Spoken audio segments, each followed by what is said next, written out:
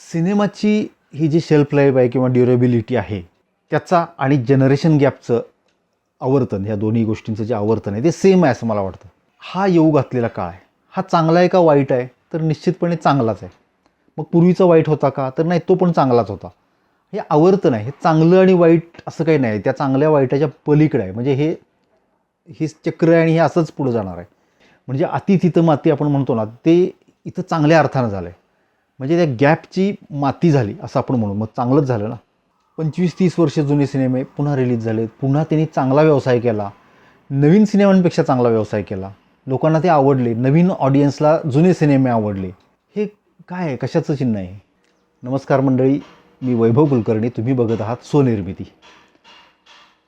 आज आपण पुन्हा एकदा बदलत्या काळाविषयी बोलणार आहोत. म्हणजे मागं एकदा काळ भैरवनाथ ह्या विषयावर एक मी व्हिडिओ केला होता.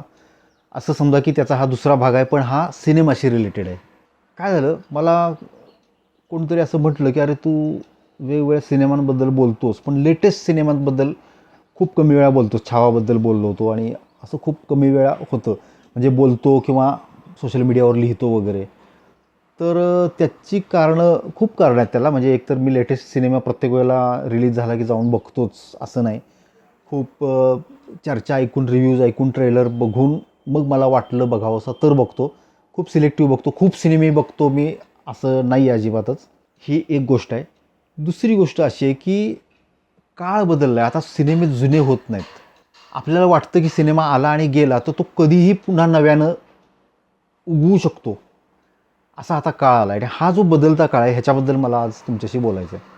पूर्वी सिनेमाचं जे शेल्फ लाईफ होतं ते जवळजवळ 20-25 वर्ष वगैरे असं होतं. म्हणजे मुंबईत कधीतरी सिनेमा लागायचा, मग त्याच्यानंतर तो शहरांमध्ये, टाउन्समध्ये यायचा आणि असं करत करत खेडोपाड्यापर्यंत पोहोचायला काही वर्ष जायची.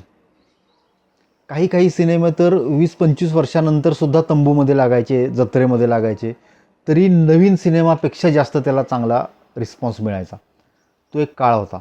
त्या काळातली गाणी तर म्हणजे त्याला 20-25 वर्षाचंसुद्धा बंधन नव्हतं. अजरामरच आजही आपण ती गाणी ऐकतो. नंतर हा काळ कमी कमी होत गेला. 4-5 वर्षांवर आला, 1 वर्षावर आला, काही महिन्यांवर आला, आठवड्यांवर आला. म्हणजे 90च्या दशकात तर प्रकर्षानं जाणवलं की सिनेमे फक्त काही आठवड्यातच जुने होतात आणि अडगळीत पडत आहेत.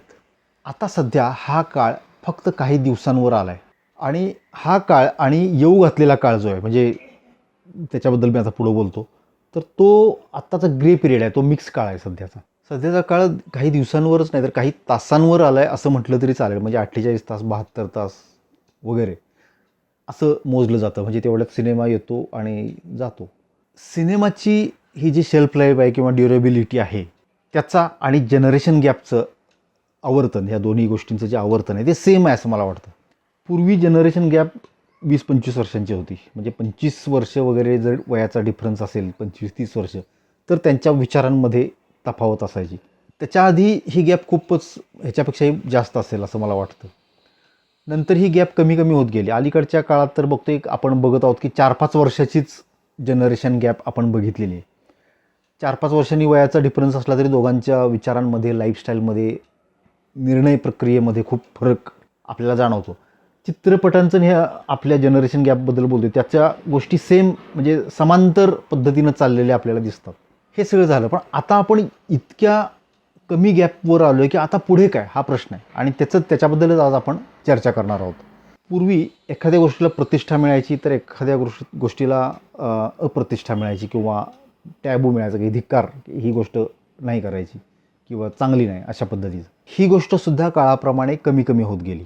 आणि आज आता परिस्थिती अशी झाली की प्रत्येक गोष्टीमध्ये 2 मतप्रवाह आलेत. कुठलीही गोष्ट फक्त चांगली किंवा फक्त वाईट असं आपण म्हणू शकत नाही आहे. दोन्ही गोष्टीचे दोन्ही मतप्रवाह आहेत आणि दोन्ही प्रकारचे लोक त्या पद्धतीनं त्याच्याकडे बघतात, वेगवेगळ्या पद्धतीनं. हा येऊ घातलेला काळ आहे.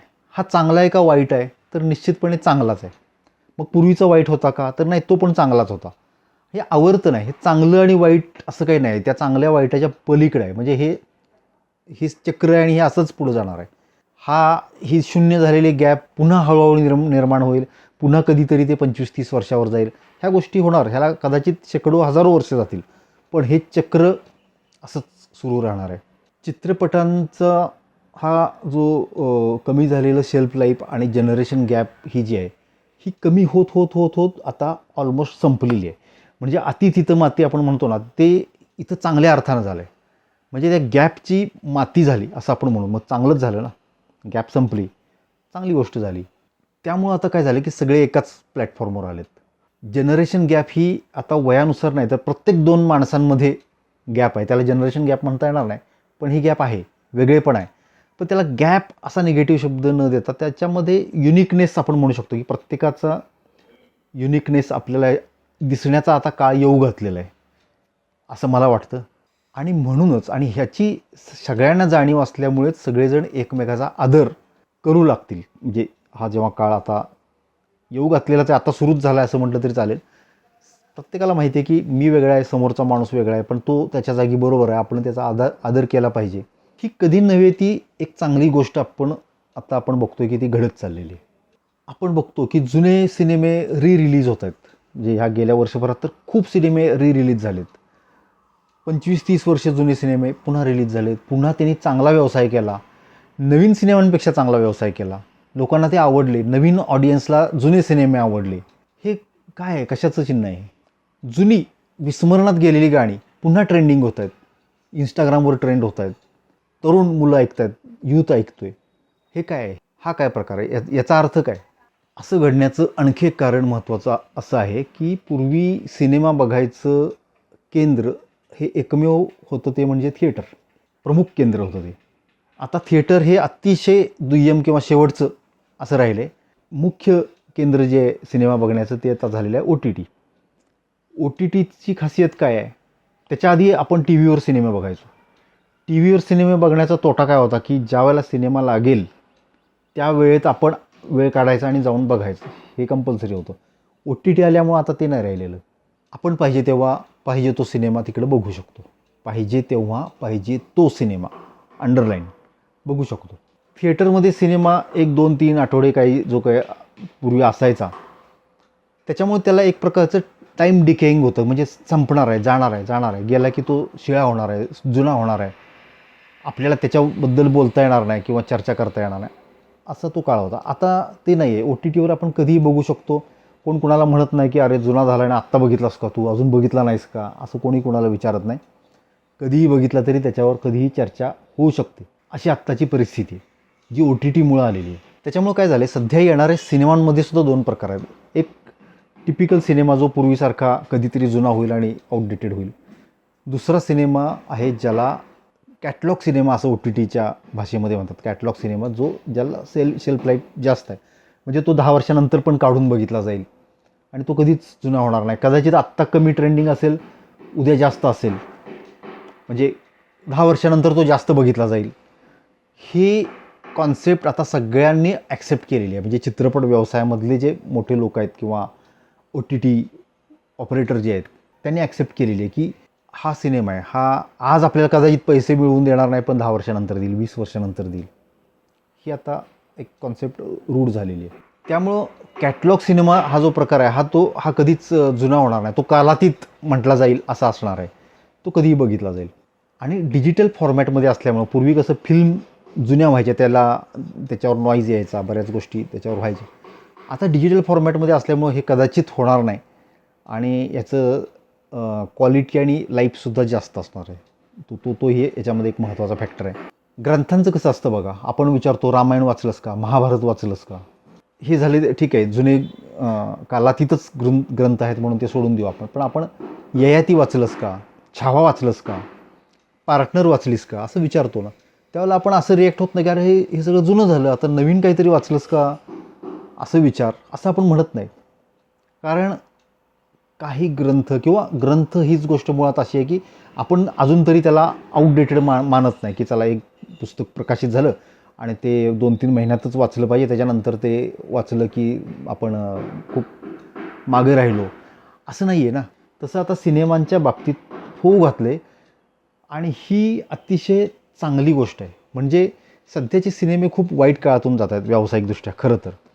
पण ठीक आहे, हा एक संक्रमणाचा काळ आहे. पुढं जेव्हा चांगलं काहीतरी येऊ घातलेलं असतं त्यावेळेला हा एक काळ असा येतोच, तो हा पॅच आहे. पूर्वी नवीन येणाऱ्या पुढच्या पिढीला नेहमी नावं ठेवली जायची की अरे आमच्या वेळेला असं नव्हतं, हे मुलं अशी आहेत वगैरे.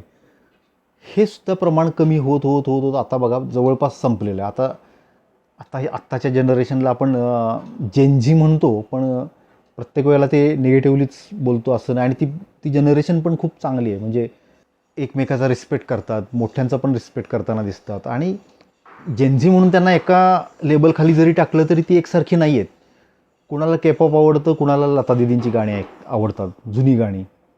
आपण बघतो म्हणजे तुम्ही बघा आत्ताची मुलं ती त्यांना आश्चर्यकारकपणे जुनी गाणी आवडत असतात. असं पण होतं, जुने सिनेमे आवडतात, त्याच्याबद्दल त्यांना माहिती असते. अशी ही मिक्स जनरेशन आहे.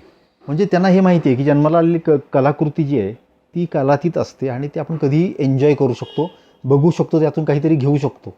हे कळणारी जनरेशन हीच सिनेमाचं उज्ज्वल भवितव्य. धन्यवाद. आजचा विषय जर आवडला असेल तर जरूर लाईक करा, शेअर करा, चॅनल सबस्क्राईब करा, बेल आयकॉनवर क्लिक करून ठेवा म्हणजे माझे काही व्हिडिओ येतील ते तुम्हाला त्याचं नोटिफिकेशन येईल. धन्यवाद.